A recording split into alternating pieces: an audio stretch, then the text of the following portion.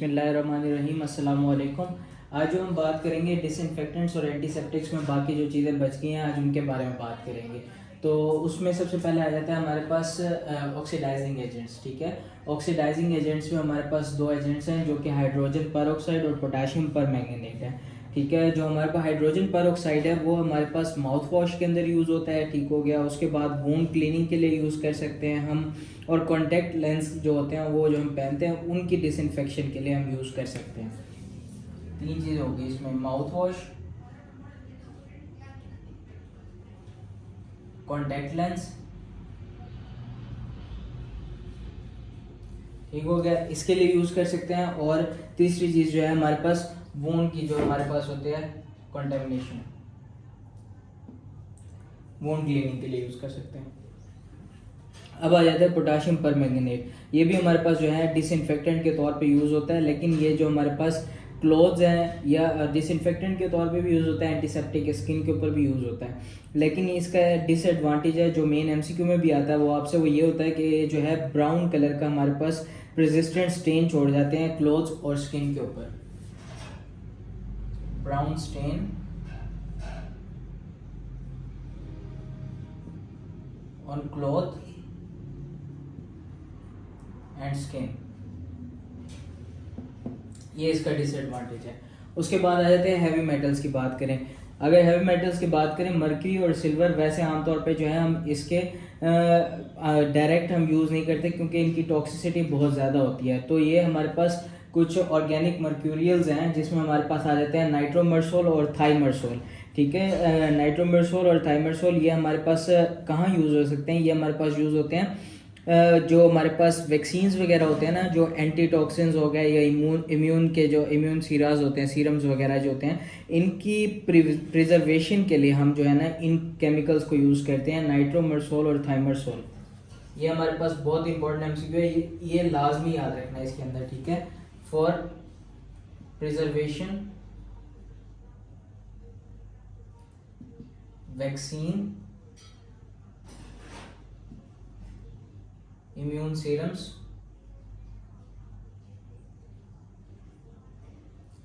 Antitoxins,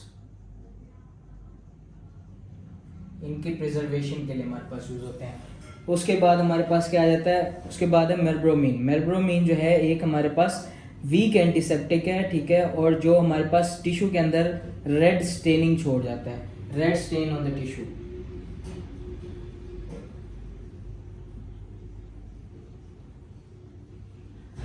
silver nitrate और silver sulphur डायजीन।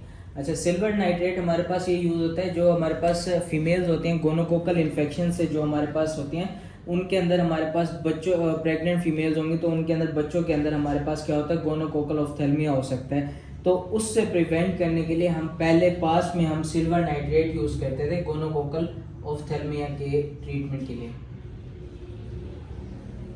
बच्चों के अंदर, उससे प्रिवेंट करने के लिए। लेकिन अब हमने ये पास्ट में यूज़ करते थे, लेकिन अब हम यूज़ करते हैं एंटीबायोटिक सल्फोनामाइड्स वगैरह, सिल्वर सल्फर डायजीन वगैरह। और सिल्वर सल्फर डायजीन जो है हमारे पास बर्न्स के अंदर भी यूज़ होती है। ये जब हमने पढ़ा था सल्फोनामाइड्स तो इसमें सिल्वर सल्फर डायजीन का बताया था कि ये बर्न्स के अंदर भी यूज़ होती है। उसके बाद बात आ जाती है हमारे पास क्लोरीनेटेड फिनोल्स की। क्लोरीनेटेड फिनोल्स के अंदर जो हमारे पास फिनोल है, हम इसको डायरेक्ट यूज़ नहीं करते कि एंटीसेप्टिक के तौर पे यूज़ नहीं करते, बल्कि सिर्फ डिसइंफेक्टेंट के तौर पे यूज़ करते हैं, वो भी इनएनिमेट ऑब्जेक्ट्स के ऊपर, क्योंकि इसकी टॉक्सिसिटी बहुत ज़्यादा होती है। अब इसमें जो हमारे पास क्लोरहेक्सिडीन है ना, ये हमारे पास सर्जिकल स्क्रब्स के अंदर यूज़ होता है। जब भी हम सर्जरी करते हैं तो डॉक्टर्स जो है वॉशअप होते हैं, उसके लिए स्क्रबिंग करते हैं, तो उसके अंदर जो हमारे पास कंपाउंड यूज़ होता है क्लोरहेक्सिडीन जो है वो हमारे पास स्क्रब्स के अंदर, सर्जिकल स्क्रब्स के अंदर। ठीक है, और हेक्साक्लोरोफीन भी हमारे पास जो है वो एंटीसेप्टिक सोप्स के अंदर यूज होता है। ये दो जो है ना हमारे पास एंटीसेप्टिक सोप्स के अंदर यूज होते हैं।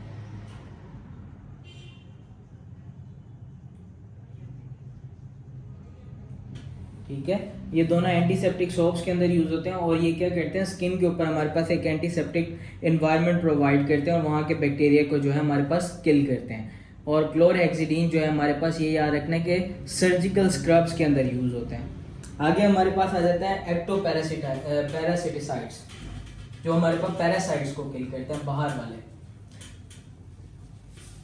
वो हमारे स्किन के ऊपर हो सकते हैं, स्कैल्प के ऊपर हो सकते हैं।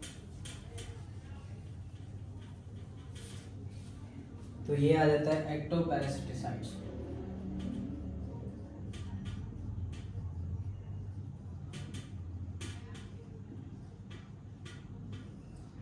इसमें जो पहली ड्रग आ जाती है वो आ जाती है लिंडेन। ठीक है, लिंडेन हम कहाँ किसके अगेंस्ट यूज करते हैं? ये लाइसिस के अगेंस्ट यूज करते हैं और माइट्स के अगेंस्ट।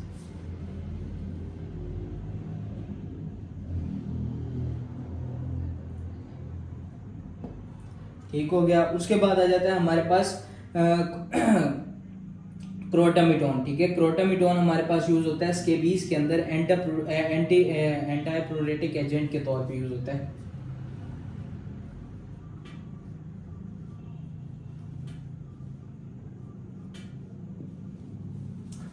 स्केबीज का मैं आपको बता चुका हूँ, ये हमारे पास जो होता है स्किन के ऊपर एक हमारे पास होता है सार्कोप्स के वाई की वजह से, वो हमारे पास स्किन के ऊपर इचिंग वगैरह करवाता है। ठीक है, और जिसकी वजह से हमारे पास जो है वो इचिंग होती है, एक्जिमा वगैरह बन जाता है। ठीक है, और उधर दाने वगैरह बनना शुरू हो जाते हैं। तो ये हमारे पास जो है ये एंटी इचिंग एजेंट या एंटी प्रोरेटिक एजेंट के तौर पे यूज होता है। उसके बाद आ जाता है हमारे पास परमेथ्रिन।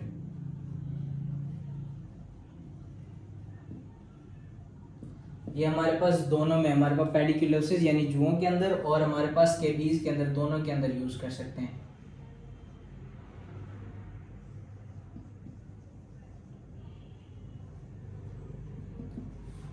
और लास्ट में आ जाता है मेलाथायोन।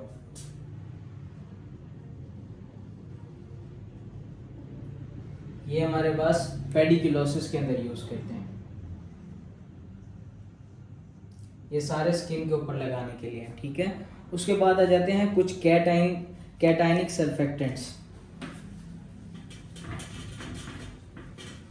कैटाइनिक सर्फेक्टेंट्स में भी हमारे पास दो उनके जो एजेंट्स हैं, उनका सिर्फ नाम याद रखना थोड़ा सा मुश्किल है, लेकिन एमसीक्यू के लिए इम्पोर्टेंट है।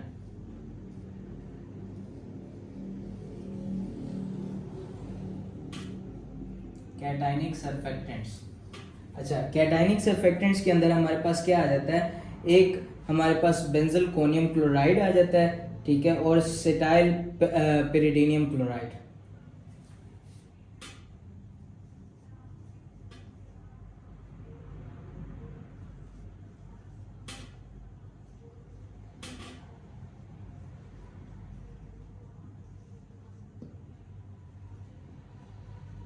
सेटाइल पेरिडीनियम क्लोराइड।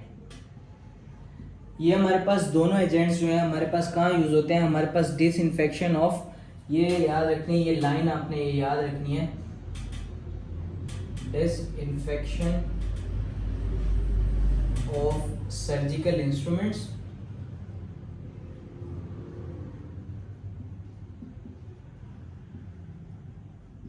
ठीक है, disinfection of surgical instruments and surfaces such as floors and bench tops।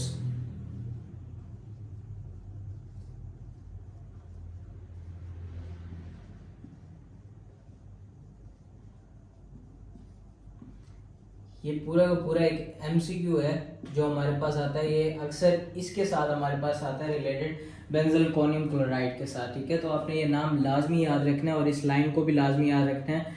ये आपके पास एमसीक्यू जहाँ भी आएगा तो आपने ये बेंजल कोनियम क्लोराइड को लगाना है।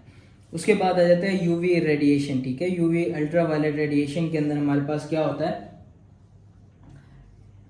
कुछ जो हमारे पास हॉस्पिटल है या हमारे पास हेल्थ केयर फैसिलिटीज़ हैं, वहाँ पे हम अल्ट्रावायलेट रेडिएशंस का यूज़ करते हैं। जो हमारे पास पेशेंट केयर एरियाज होते हैं वहाँ पे हम इसको यूज़ करते हैं, यूवी रेडिएशंस को।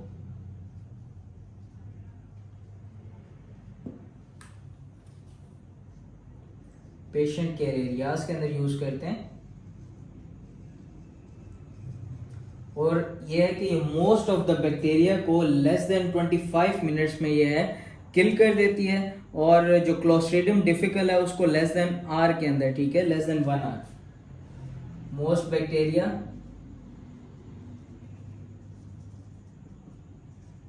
Less than 25,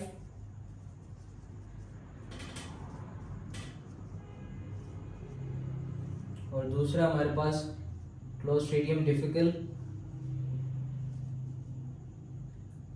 less than 1 hour. ठीक है, तो ये हमारे पास इस तरह जो है हमारे पास लेस देन, ये हमारे पास जो है ये अल्ट्रावायलेट रेडिएशन हो गया, कैटायनिक सर्फेक्टेंट्स, क्लोरिनेटेड फिनोल्स, ठीक है, ऑक्सीडाइजिंग एजेंट्स और हैवी मेटल्स। ये हमारे पास यहाँ पे ये टॉपिक खत्म होता है डिसइंफेक्टेंट्स और एंटीसेप्टिक्स का। आगे जो है next topic anti protozoal drugs का हम इंशाल्लाह स्टार्ट करेंगे नेक्स्ट वीडियो से। अभी तक के लिए इतना ही, कुछ ना समझ आया तो आप कमेंट्स में पूछ सकते हैं। थैंक यू, अल्लाह हाफिज़।